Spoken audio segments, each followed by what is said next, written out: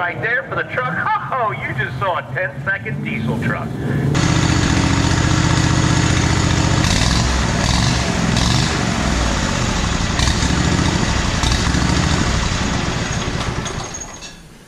Alright guys, hello, welcome back to the channel, welcome back to the garage. So, as you can see, I'm fooling around with the grasshopper here, just did a little service to it. Change the oil, change the filter, change the filters and the hydraulic fluid for, the hydros for the drive system and all that. So, the grasshopper is good, ready to go. I did take it out and do a little mowing just to make sure everything was fine and operating correctly. But, yeah, it's just wet as hell out. It's rained, what, 6 of the last 7 days, some shit like that. It's ridiculous. And being back here in the woods, it takes a little while for everything to dry out.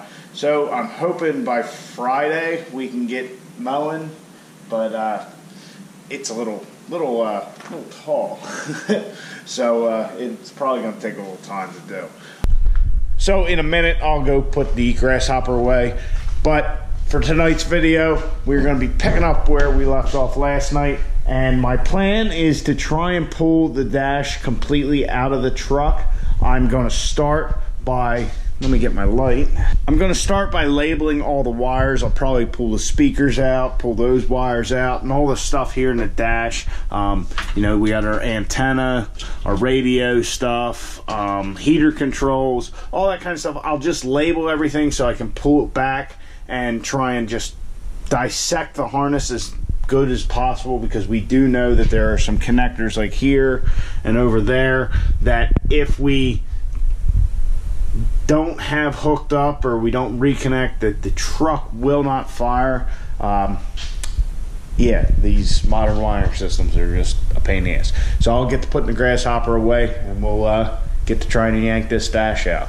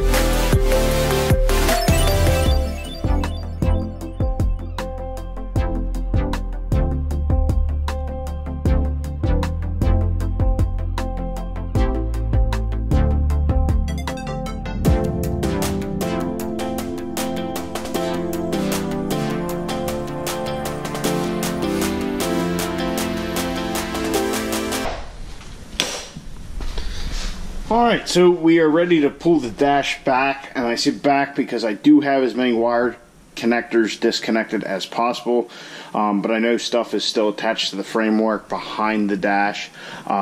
If you haven't seen the previous video where we just pulled the dash out and left it in the truck, there's 2 bolts up here. You see that little flap, there's one there, one on the other side. I actually never put those back and didn't feel they were necessary for what we were doing. Anyhow, you have to drop the column. There's 4 of these nuts, and then there's 2 bolts that go up to hold the dash to this pedal framework. There's also 3 bolts on the side here. There's 2 on that side and 1 down here by this miscellaneous wiring. Some of that stuff is rather important. The one connector, if you don't connect it, the truck won't start. And there's one over here that if you don't connect it, the wipers go off and all the lights on the dash come on, but the truck will start. There's also 2 bolts here and here that need to come out, and then you could pull the dash back. Like I said, most of our wiring connectors, like to pull it back and leave it in the cab here, like say to get the HVAC stuff or whatever, you don't need to take the gauges out and stuff like that. You just need to take some, most of your wire connectors off here and those over there, and then all your bolting. So we'll pull the dash out this way. We'll see what we can get to. I will probably pull the headlight switch out now that I think about it. just because I know there's, oh, maybe I can get to it now. There is a connector on there. Let me see here. And voila, now that's disconnected. But the goal is I want to get the dash physically out and put it over here somewhere, probably on the back of the truck there. But that's kind of the game plan. Yeah, you guys have seen this before if you've been following the channel for a while, but this time the whole thing's coming out.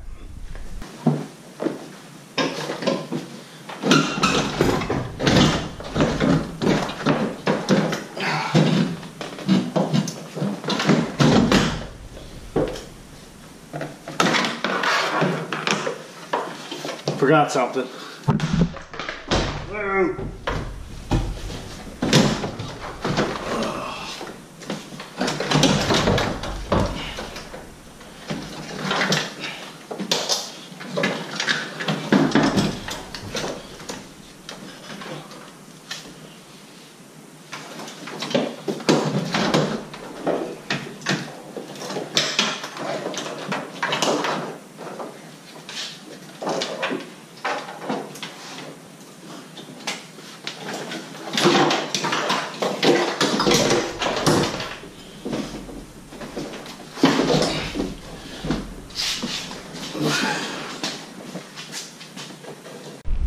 Well, it's out.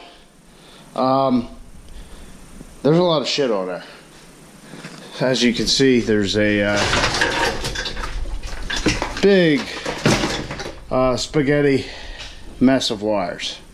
Yeah. But yeah, pretty much just getting the wires disconnected from the back of the dash was the only step left. One little one was holding me up. This one right here.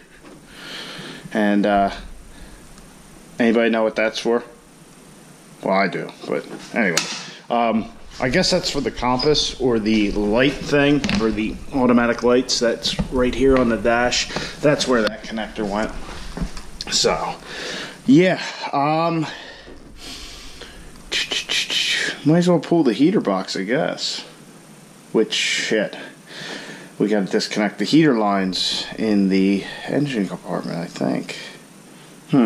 Let me look that over real quick, but yeah, just a mess of wires and connectors, and most everything's labeled. Some of it isn't, but we'll figure it out.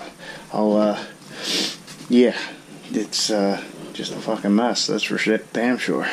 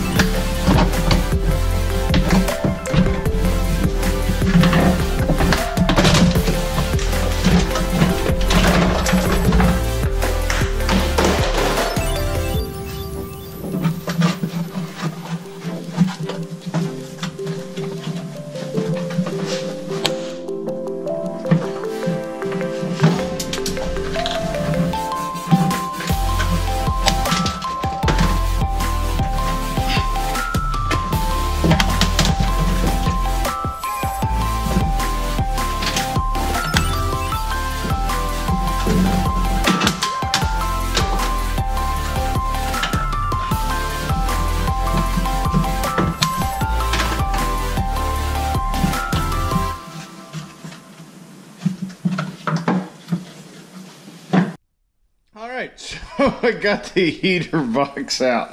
I was just having too much fun. They started breaking, there's little clips on there, started breaking them off and started prying shit, and didn't want to move, but I couldn't find any other bolts. Here was this little clip here. I pulled it off of there, and one thing led to another. Needless to say, that's what the heater box looks like on a 4th gen Dodge pickup truck. Oh, here's a blend door. pretty sure this is part of the air conditioning system that ripped off of there. Here's a heater core. Blower motor. Whatever this fucking thing is. Well, it's out. So, no more heater AC. I was just having too good a time once I started snapping shit, and it's not like it's good for anything anyway. There's not too many people out there looking for a HVAC box out of a 4th gen truck. Also, one thing to note, that pulling the dash and all this shit, if the front passenger airbag goes off in your truck, that's all the shit they got to take out in order to get to it, because it is right in the dash. But yeah, that was fun. Alright guys, so got the dash out, got the heater box out, maybe a couple little breaks here and there on it, but damn, I had a good time doing that part. Pulling the dash was a little bit of a pain in the ass. The heater box was just pure entertainment. But and the heater core, I should have disconnected the heater core, the air conditioning box. I didn't even think of the heater core. I just figured hopefully I wouldn't rupture the line, so it'd get cooling all in the cab. Not that it matters, but I just didn't feel like going in there and screwing around by the turbo and drain coolant and all that tonight. So I just, hell with it, maybe we can get around it, and we did. So I hope you guys enjoyed this as much as I did. We are, I don't know if that's positive progress or negative progress, but it's progress of some sort. We got shit out, and now my favorite thing in the world, we got to decipher some wiring, which will be just exciting as all hell. But alright guys, I hope you enjoyed the video. If you did, please give it a big like. Subscribe to the channel. I'll catch you guys in the next one. Get out in your garage. Get to ripping your AC box into a million pieces. See you guys on the next one.